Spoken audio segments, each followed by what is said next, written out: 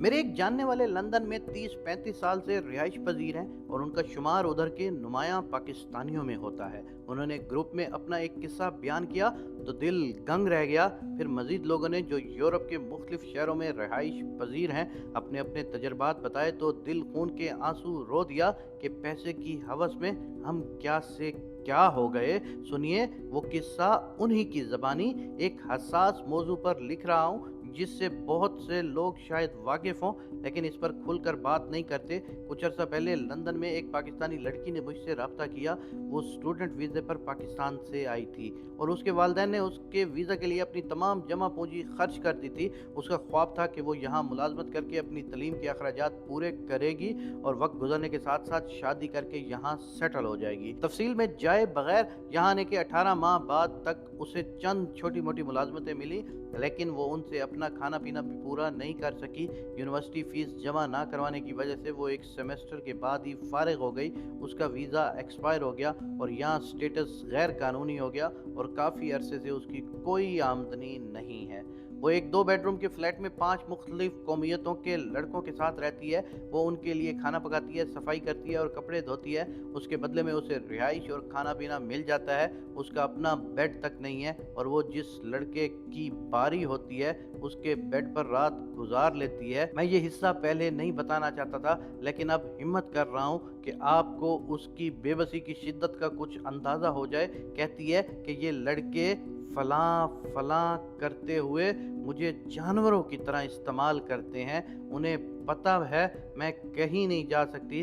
अब तो मेरी सिर्फ ये ख्वाहिश है कि उन्होंने जो करना है करें लेकिन मुझे इंसान समझ कर करें। उसे सिर्फ एक तसल्ली है कि उसके साथ रहने वालों में कोई पाकिस्तानी नहीं है तो पाकिस्तान में किसी को पता नहीं लगेगा और ये बात छुपी की छुपी रह जाएगी। पाकिस्तान में उसने सबको बताया हुआ है कि वो पढ़ रही है और अपने अखराजात पार्ट टाइम मुलाजमत से पूरे कर रही है और ये कि उसका गुजारा हो जाता है लेकिन इतनी बचत नहीं होती कि वो वालिदैन को पैसे भेज सके। मज़ीद 2 साल बाद पढ़ाई ख़त्म करके उसे अच्छी मुलाजमत मिल जाएगी। फिर वालिदैन को सपोर्ट सही तरीके से कर सकेगी। इस किस्म की सूरत हाल में फंसी हुई की गैर कानूनी स्टेटस की वजह से कोई भी मदद नहीं कर सकता। वो पाकिस्तान वापस नहीं जाना चाहती कि वापस किस मुँह से जाऊँ। यहाँ ऐसे केसेस में कानून बहुत सख्त है लेकिन कानूनी मदद इसलिए नहीं ले सकती कि पुलिस उन्हें वापस पाकिस्तान भेज देगी। शुक्र है कि उसने कॉल करते हुए अपना नंबर ब्लॉक कर लिया था वरना एक जुर्म होता। देखकर खामोश रहना भी कानूनी तौर पर एक जुर्म है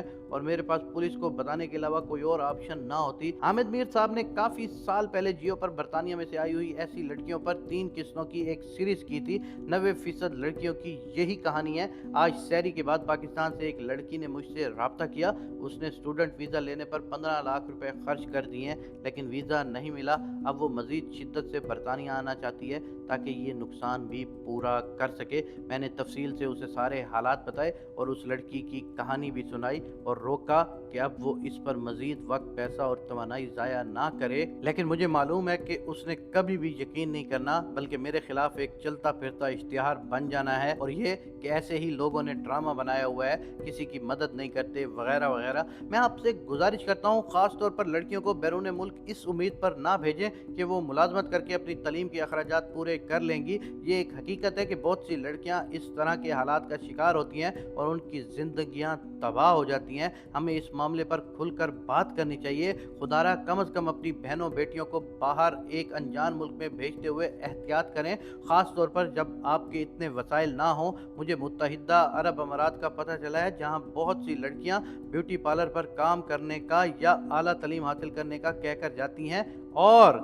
ऐसे वैसे तो बहुत सारे काम करती हैं और मेरे पास भी ऐसे किस्से बहुत सारे हैं कि जिसके आसरे पर इधर गए तो उन्होंने आंखें फेर ली। मुझे ये भी इल्म है कि बहुत से दानिश्वर कहेंगे कि पाकिस्तान में ये सब कुछ हो रहा है और बाहर ऐसा कुछ नहीं होता। फलां लड़की गई थी अब वो करोड़पति हो गई है, फलां वो हो गई वगैरह वगैरह। वैसे तो लड़कों को बहुत कुछ भुगतना पड़ता है लेकिन खुद सोचिए एक मासूम लड़की जिसने ख्वाब में भी ऐसा ना सोचा होगा वो क्या से क्या बन गई। मेरी इस वीडियो से अगर किसी एक का भी इरादा बदल गया तो मैं सोचूंगा कि मेरी मेहनत रंग लाई है और मैं آپ سب سے بھی یہ گزارش کروں گا کہ ایک مرتبہ اللہ تبارک و تعالیٰ سے یہ دعا مانگیں کہ میرے پاک پروردگار ہمیں اتنا کبھی محتاج نہ بنانا کہ ہمیں اپنی بیٹیوں بہنوں کو کسی غیر ملک بھیجنا پڑے، اور بیٹیوں بہنوں سے بھی گزارش ہے کہ دنیا بہت گندی اور خراب ہے، اپنے مستقبل کو خراب مت کریں، آمین یا رب العالمین۔